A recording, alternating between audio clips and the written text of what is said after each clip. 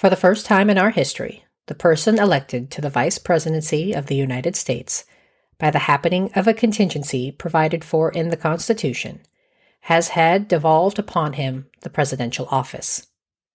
The spirit of faction, which is directly opposed to the spirit of a lofty patriotism, may find in this occasion for assaults upon my administration, and in succeeding under circumstances so sudden and unexpected, and to responsibilities so greatly augmented, to the administration of public affairs, I shall place in the intelligence and patriotism of the people my only sure reliance. John Tyler, April 9th, 1841. Welcome to Civics and Coffee. My name is Alicia, and I am a self-professed history nerd. Each week, I'm going to chat about a topic on U.S. history and give you both the highlights and occasionally break down some of the complexities in history and share stories you may not remember learning in high school, all in the time it takes to enjoy a cup of coffee.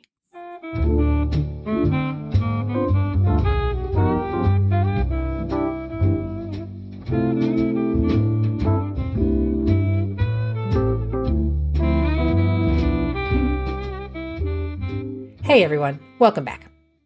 When William Henry Harrison died just a few weeks into his administration, it created a new test for the nascent republic. While there was agreement that Vice President John Tyler would take over the duties of president, there seemed to be some debate about whether he should be considered president or vice president acting as president. A man brought on to balance the ticket, Tyler was not exactly the chief executive Whig Party leader Henry Clay had in mind when preparing for the new administration. And any hopes that he would be able to control the newly elevated vice president were quickly diminished as Tyler took his place at the table. So, who was John Tyler? Why was he chosen as vice president? And how did his administration set the precedent for future generations? Grab your cup of coffee, peeps. Let's do this. Before I dive into Tyler's administration and all the drama that came with it, let me share a bit about the man. Full disclosure here, Tyler's pre-presidential life experiences are quite extensive. However, given my focus, his historic and precedent-setting presidential administration, I am glossing over the details quite a bit. John Tyler was born in Virginia on March 29, 1790. To Mother Mary Armistead Tyler and his father, also John. One of 8 children, Tyler grew up on a large tobacco plantation where he witnessed the cultivation of the cash crop at the hands of enslaved men and women. Tyler likely developed his interest in politics by watching his father, who served as a judge in the U.S. Circuit Court at Richmond and as the 15th governor of Virginia. As a child, the young Tyler received a hearty education, eventually graduating from the College of William and Mary at 17. He went on to study law, gaining admission to the Virginia bar in 1809 at the tender age of 19. Young John moved to Richmond with his father after the elder's appointment to the governorship and quickly became employed at a prestigious law firm. However, Tyler was bitten by the political bug and he won a seat on the Virginia House of Delegates at just 21 years old. It was during this time that Tyler met, fell in love with, and married his first wife, Letitia Christian. Together, the couple would have 8 children before Letitia died of a stroke in 1842 at just 51 years old. Only a year into his tenure as a representative, conflict erupted between the United States and Great Britain, known as the War of 1812. Tyler briefly commanded a small militia group, but neither he nor the unit engaged in any action. After the war, Tyler won a seat in the United States House of Representatives in 1816. While many in federal office wanted to push for a strong centralized government, Tyler thought of himself as a strict constitutionalist and felt the states should be left to handle any internal improvements or tax issues. He also forcefully opposed the Missouri Compromise of 1820, which brought Maine into the Union as a free state and Missouri as a slave state to maintain an equal balance in Congress. The compromise also established the now notorious dividing line along the 36 30-degree parallel separating slave states from free. Tyler resigned his seat in Congress in 1821 and returned to his law practice and the Virginia state legislature. He briefly served as the governor of Virginia before being elected to the Senate in 1827. He initially supported the candidacy of John Quincy Adams for president, mainly due to his immense dislike of Andrew Jackson. However, once in office, Tyler saw how nationalist Adams planned to be as president, and therefore begrudgingly switched his alliance to Jackson when it came time for the 1828 contest. Unfortunately for Tyler, Jackson proved to be no better than Adams.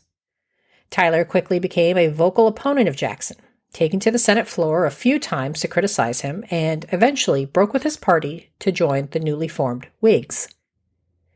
These speeches generated a lot of support in his home state of Virginia, leading to his re-election in 1833. However, when Jackson supporters from Virginia demanded Tyler vote to rescind the Senate's censuring of the president over the bank wars, Tyler resigned in protest. His anti-Jackson stance, along with his Virginia residency, helped propel Tyler's nomination as vice president to William Henry Harrison in the 1840 presidential contest. Seen as someone who could balance the ticket and help carry the state of Virginia, and a contrast to the rough edge of Harrison, Tyler was more ambivalent than proactive. Up until this point in American history, no president had died while in office, making the role of vice president a frustrating and largely politically limiting post. Regardless, the Whigs performed exceedingly well, not only securing the presidency, but also capturing 57% of the House and 51% of the Senate. Tyler was largely ignored by both Harrison and the thousands of eager office seekers who descended upon the Capitol in the aftermath of his inauguration. As such, Tyler made his way back to his home in Virginia, assuming his role in the administration would be limited at best. However, as you know if you've been listening to the pod for a while, Harrison died just over a month into his term, leaving questions about just what came next. The role and responsibilities of the vice president was a topic of much conversation as President Harrison's condition continued to deteriorate. According to the contemporary accounts of journalist Nathan Sargent, the cabinet was divided over what Tyler should be called. Some felt that should Harrison indeed pass away, Tyler should only be referred to as John Tyler, Vice President, Acting President. There was also debate about whether Tyler was entitled to the office of president. In reading the succession clause of the Constitution, they all agreed Tyler was next in line to perform the duties of the office, but somehow the office didn't really belong to Tyler. For context, Article 2 of the succession clause reads as follows, quote, "In case of removal of the president from office or of his death, resignation, or inability to discharge the powers and duties of said office, the same shall devolve on the vice president." End quote.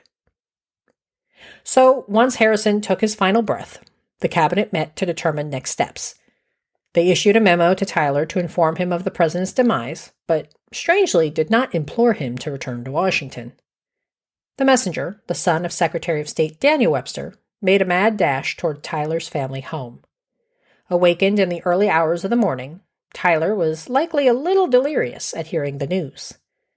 At age 51, Tyler was, at the time, the youngest man to assume the office. And assume the office he did. Tyler made immediate plans to return to the Capitol and arrived just a few days after Harrison's death to plan the president's funeral.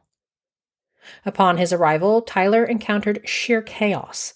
Given the various interpretations of the succession clause, many were jockeying for positions, and it was unclear if Tyler was only a temporary fill-in or if he would serve out the remainder of Harrison's term. In Tyler's mind, there was no debate and no room for interpretation. He was the president's successor and was granted all the powers and authority of the office. Tyler did not mince words when meeting with the cabinet, when one cabinet member indicated Harrison normally made decisions via a vote. Tyler stated plainly, quote, "I can never consent to being dictated to," end quote. Anyone who disagreed with his approach was free to resign. Daniel Webster suggested Tyler take the oath of office as a method to formalize his new position. Though he felt the Constitution was clear and no ceremony or additional steps were required, Tyler agreed. This small act, in combination with Tyler's steadfast and clear assertion of the role and office of president, laid the ground rules for all future vice presidents to follow. Most of us can recall seeing the picture of Lyndon B. Johnson taking the oath of office on the plane shortly after the assassination of President Kennedy. To think that iconic moment may never have occurred if not for the actions taken by Tyler's administration some 100 years prior. Though prepared to demand the resignations of Harrison's entire cabinet, Tyler elected to keep them in their posts in order to ensure stability to his administration early on. And though he was confident in the roles and responsibilities he was undertaking, at least one other prominent politician, John Quincy Adams, felt differently. The former president felt strongly that Tyler was not entitled to the office as president, later writing his ascension was a, quote, direct violation both of the grammar and context of the Constitution, end quote. Like some members in the cabinet, Adams believed Tyler received the powers and duties of president, but not the office. Adams wasn't alone. When Representative from Virginia Henry A. Wise proposed a resolution formalizing Tyler's presidency, 8 senators voted in opposition. His critics took to calling him his ascendancy in an attempt to discredit and smear his apparent power grab. Further alienating potential supporters, Tyler refused to commit to serving a single term, a campaign promise made by his predecessor. Brought on to balance the ticket, he was no William Henry Harrison and would not play by the pre-established rules crafted by Senator Henry Clay. Hoping to pull the levers from Congress, Clay was dismayed at the fierce independent streak displayed by Tyler and led an attempted political coup. The fight originated over the establishment of a national bank. Tyler, someone who firmly believed in states' rights, was against establishing the bank, which was a cornerstone of the Whig agenda. Vetoing the proposal not once, but twice, destroyed his relationship with the Whig Party. Supporters of the bill became so incensed at Tyler's veto that they stormed the White House, hung an effigy of Tyler, and burned it. Henry Clay, hoping to politically hobble the new president, organized resignations from a majority of the cabinet, with only Secretary of State Daniel Webster remaining.